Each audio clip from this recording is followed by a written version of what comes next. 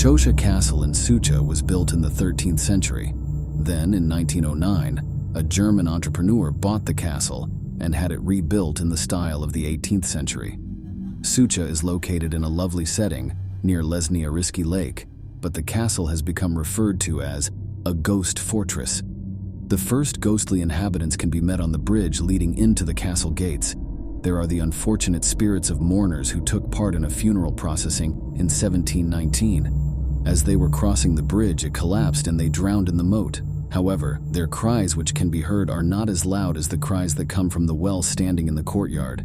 These cries come from the ghostly apparition of the unfaithful wife of Joachim von Nistitz, who at one time was one of the owners of the castle. To punish his wife, he ordered to have her drowned in the well, while her child, conceived through her love affair, was bricked up in a chimney, and the baby's cries can also be heard coming from the castle walls.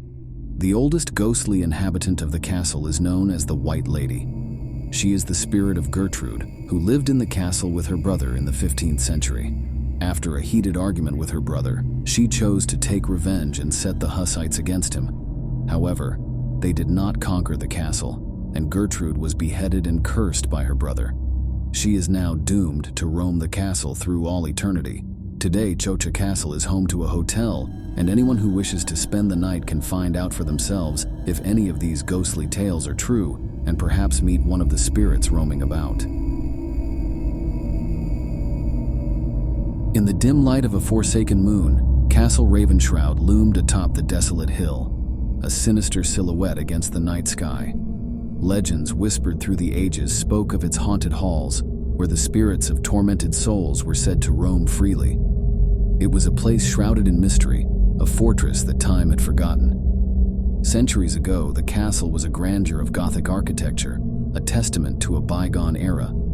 The first tale unfolded in the 16th century, when the notorious Lord Blackthorn, a man of cruelty and tyranny, ruled over the land.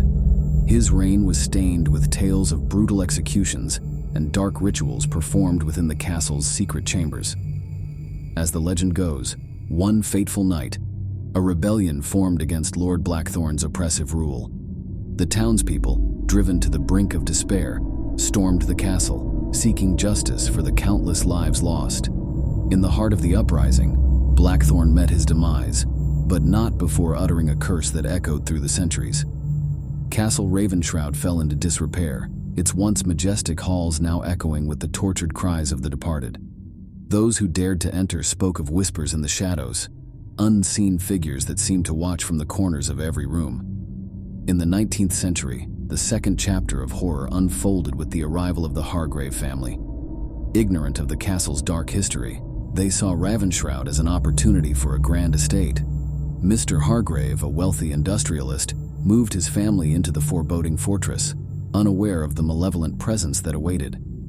The Hargraves quickly discovered that Ravenshroud was not an ordinary abode. Doors creaked open of their own accord, and chilling winds howled through the halls even on the stillest nights. The family was tormented by apparitions, specters that seemed to relive the anguish of the past.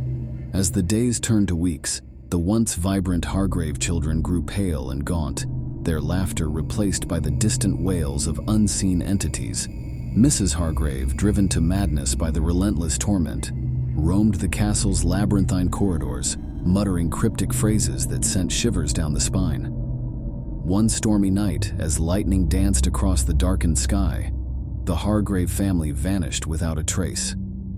The townsfolk, aware of the castle's accursed reputation, deemed the family's disappearance as the price paid for trespassing on the domain of vengeful spirits.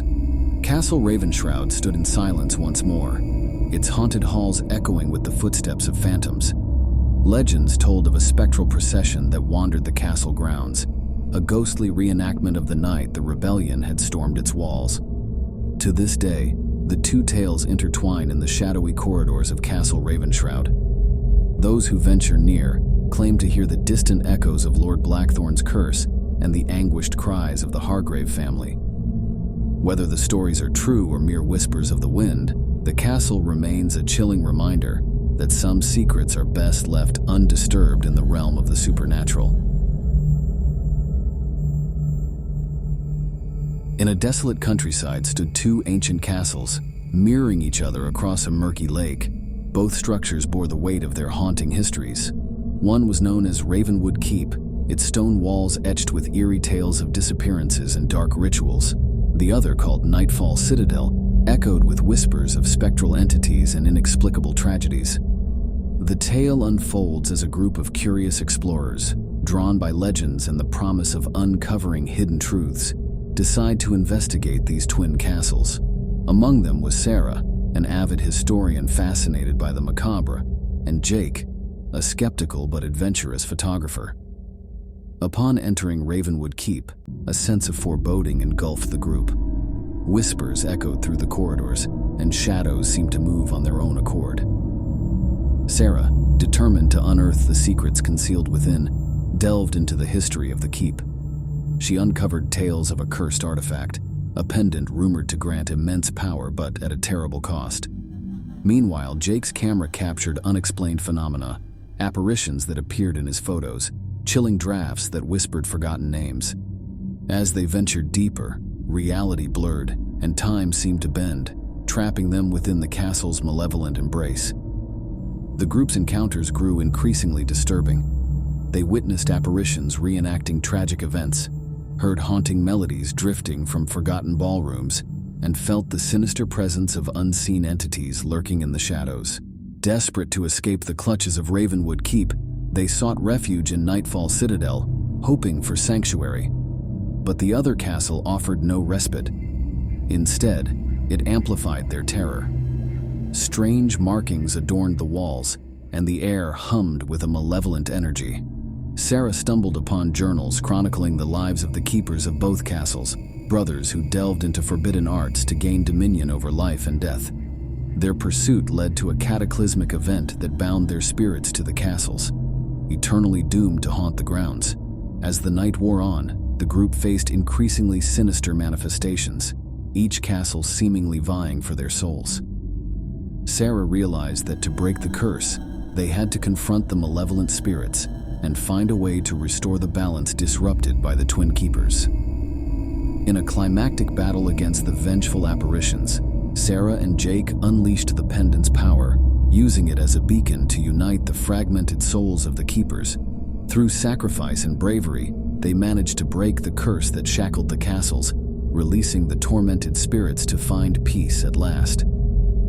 The sun rose on a desolate landscape, the twin castles standing silent, their haunted legacy finally laid to rest, and the explorers leaving with a newfound respect for the mysteries of the supernatural.